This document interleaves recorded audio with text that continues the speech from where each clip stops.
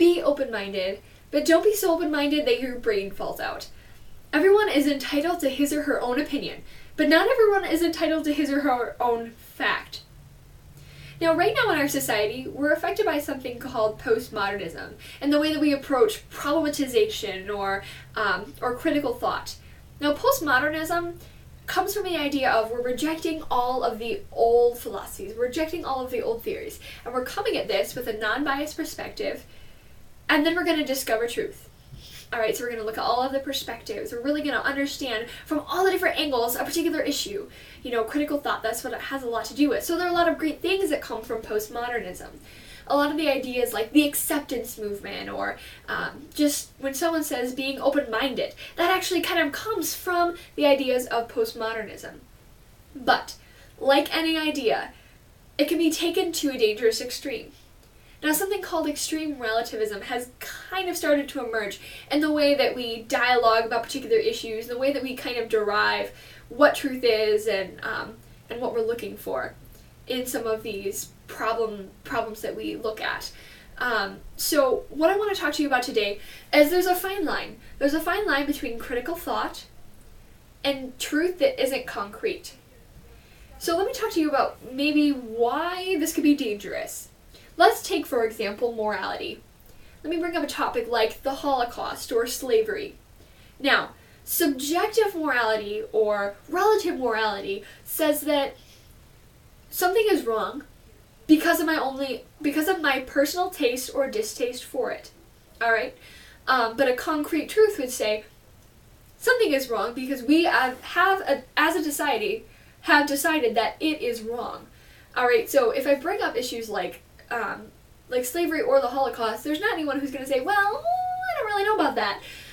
As people, we've all decided that killing people is wrong.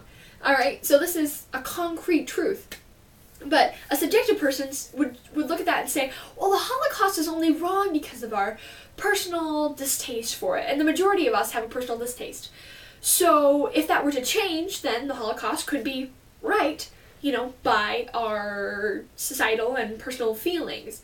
Alright, so if we start to base morality on feelings, you can get kind of dangerous because, not everyone's gonna feel like having, right or wrong morality, which is kind of, an interesting thing to think about, but it's definitely something that could fall under a pretty dangerous category.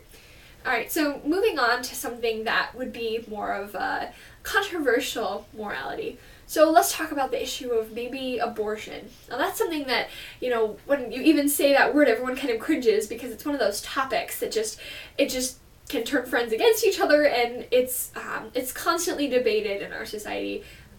It's something that people don't even want to bring up anymore. Alright, but this is an issue of morality. This is something that we're looking at morally and trying to derive what is right and what is wrong. But if you come at even an issue like this, an issue that's controversial in our society, and you come at it with a subjective perspective, then it's all going to be based on your personal feelings towards it. You're not going to be looking at the facts and all of the perspectives, then coming to a concrete conclusion. You're going to say, well, there isn't really necessarily a right or wrong. Alright, so it's definitely pretty dangerous when you're approaching, controversial wrongs that come up in your dialoguing with someone or in a conversation. What you're trying to do together is to seek truth. Alright, so if you get too ingrained in that subjective kind of morality, that could be pretty dangerous. Now we move on to something like subjective theology. Now, this is going to be when you're talking about, religion or God or the ideas of science and where that all fits together. And when you're having conversations like that, having a subjective perspective can also be, it can be not constructive. If you come at it with more of a perspective of we're seeking truth together, we're looking at the facts. I know sometimes with some of those bigger theological questions it can feel like it's not even possible to really come to an answer. But I think that it's very important for us as people to personally seek an answer. And this can happen throughout our lifetime. It's not something that we have to come to an answer right now, but it's something that we're constantly pursuing, and we kind of, develop theories and we attach ourselves to those, but then we continue to seek, we continue to pursue a concrete truth. But if you come to it with a subjective theology, then you would also kind of be saying, maybe we can't really know, and then you step back from it and you don't really pursue truth. Or you say, what if they're all true? They might all be true, even despite some of those contradictions, and saying that all the religions are true, or, and the truth is, even though those are kind of some interesting ideas, for the most part they're cop-outs. For the most part they're an excuse not to pursue truth. And that's what I want to encourage you to do today. When it comes to, first of all, don't be afraid to dialogue about these things. When it comes to morality, when it comes to religion, when it comes to discovering truth in a particular area, small or large, don't be afraid to dialogue about it, because that is part of pursuing truth.